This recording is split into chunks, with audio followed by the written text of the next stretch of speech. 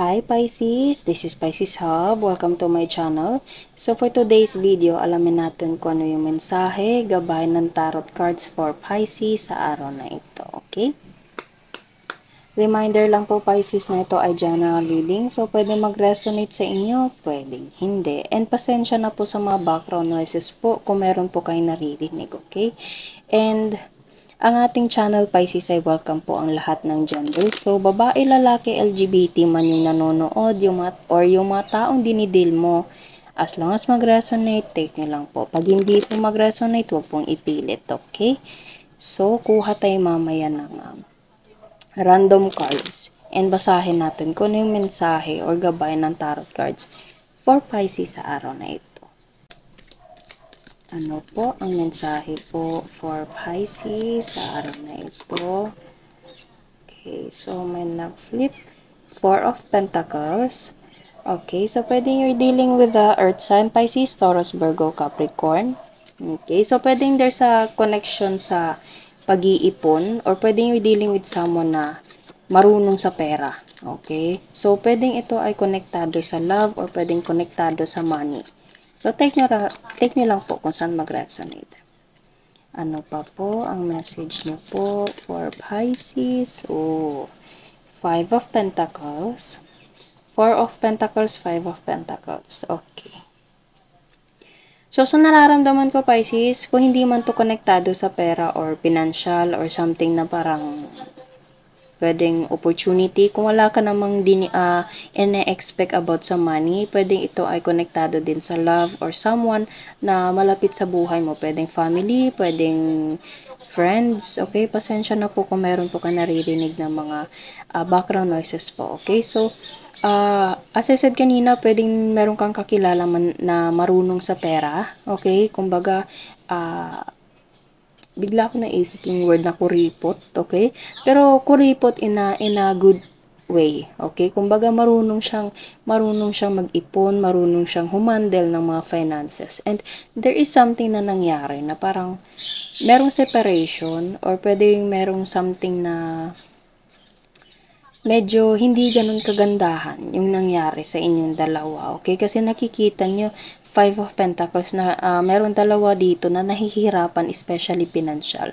So, pwede you're dealing with someone na parang lumayo sa'yo or nagkaroon kayo ng parang no connection, no communication, okay? Or, pwede ding ikaw to mismo, Pisces. As of now, marunong kang or tinatry mong mag-ipon, tinatry mong, kumbaga, hindi ganun kadaling gumastos, pinipigilan mo yung sarili mo, kinokontrol mo yung sarili mo, especially sa financial, okay? Kasi ang dami mong pinagdaanan, ang dami mong mga bagay na pinagdaanan, especially kung about sa pera, about sa estado sa buhay, okay?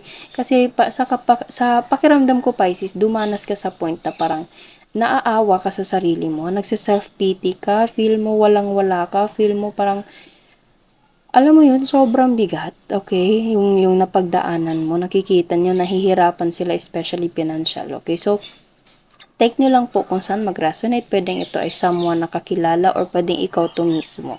Okay, so, ano pa po? Ano pa po yung mensahe po for Pisces? Meron tayo ditong Six of Swords, Five of Swords, Nine of Pentacles, and Four of Cups. Okay, so, sa nararamdaman ko, as I said kanina, pwede you're dealing with someone na kakilala mo na marunong sa pera, pero there is something na nangyari na medyo hindi kagandahan sa inyong dalawa, and pwedeng there's a separation or there is something na kailangang or nangyari talaga. I mean, parang there's a travel palayo sa'yo or there's no communication at all, biglang naputol, biglang ghosting situation, okay, na ang laking impact ng taong to sa'yo, Pisces. Kung about love man to, kung about man to family, friends, okay? Ang laking impact, ang laking, kumbaga, factor ng taong to sa buhay mo, okay? Sobra kang apektado. Tinatry mong hindi pansinin, tinatry mong hindi masaktan, tinatry mong hindi dibdibin yung kung ano man yung nangyari sa inyong dalawa, and tinatry mong mag-move on, tinatry mong libangin yung sarili mo para hindi mo maisip kung ano man yung nangyari. Okay? Pero nakikita mo itong taong to na attractive, nakikita mo itong taong to na kumbaga parang well off. Okay, kumbaga maganda yung estado sa buhay, maayos yung pananamit, maganda yung katayuan sa buhay, especially financial, okay? Kasi nakikita niyo meron tayong ditong 9 of Pentacles and 4 of Pentacles.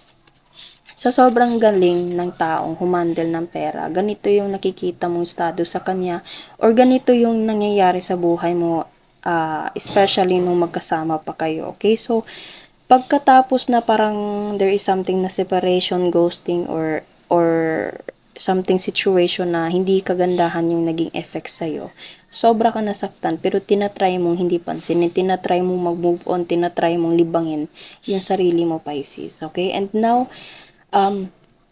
kahit pilit mong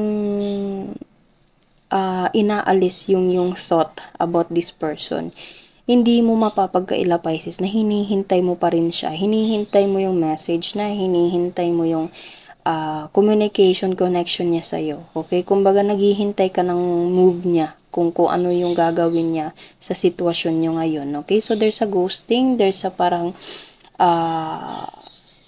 non-connecting, non-connection, no communication at all. Okay? So, there's a separation sa inyong dalawa. Okay? Sobrang laking impact ng taong to sa'yo. Kaya, nasasaktan ka deep inside. Pero, tinatry mong hindi pansinin. Tinatry mong mag-move on. Tinatry mo yung buhay mo.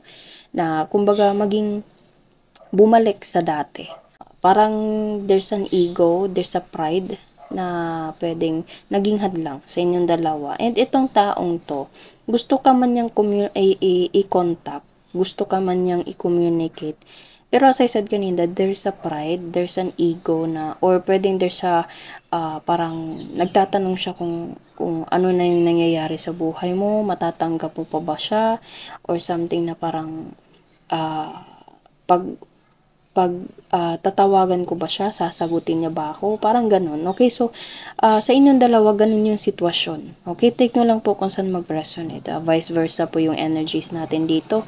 Or kung hindi naman to about person, about other person involved, as I said kanina, pwedeng ikaw din to, Pisces.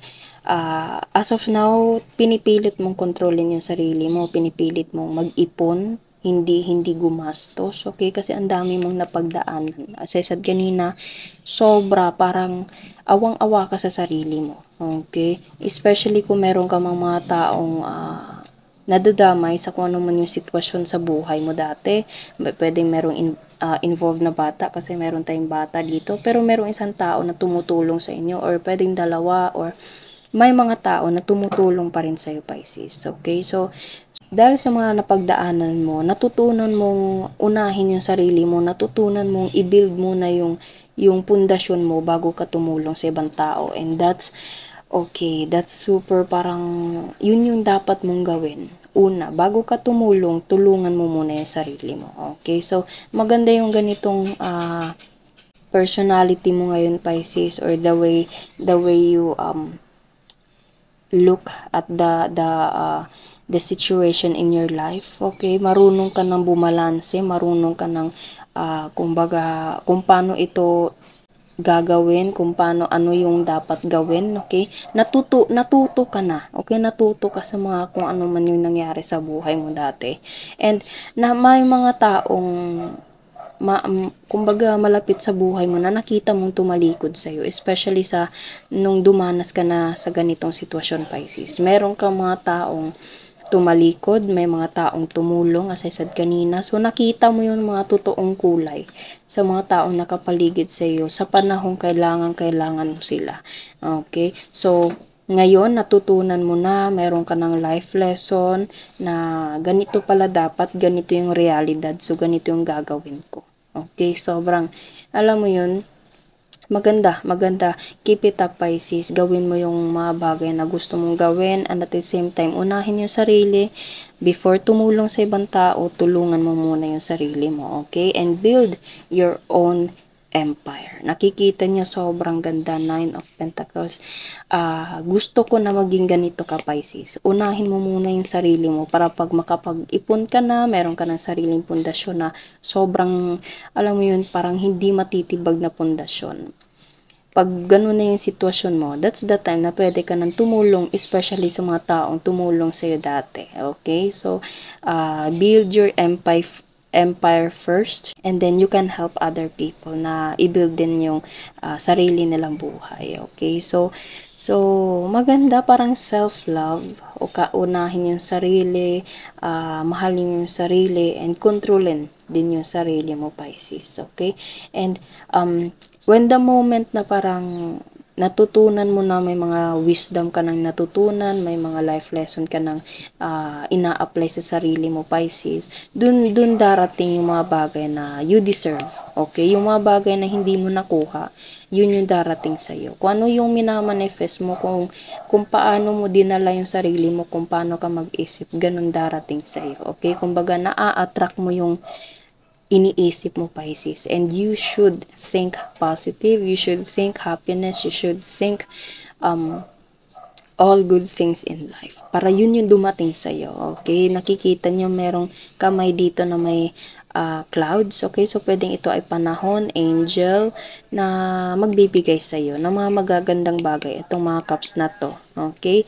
So take nyo lang po, Pisces, kung saan po mag-resonate. Ang reading po natin ay pwedeng vice versa, Pisces. Okay? Yun lang po ang ating reading para sa araw na ito, Pisces. Naway nagustuhan nyo po. Huwag nyo po sanang kalimutan na mag-like po sa ating channel na Pisces Hub, and ang ating isang channel na Jal Tarot Guide na makikita po sa description box below. Click nyo lang po yung link below. And click ang ating notification bell para ma-notify po kayo sa mga susunod nating mga uploads. Okay? So, thank you, Pisces, and God bless!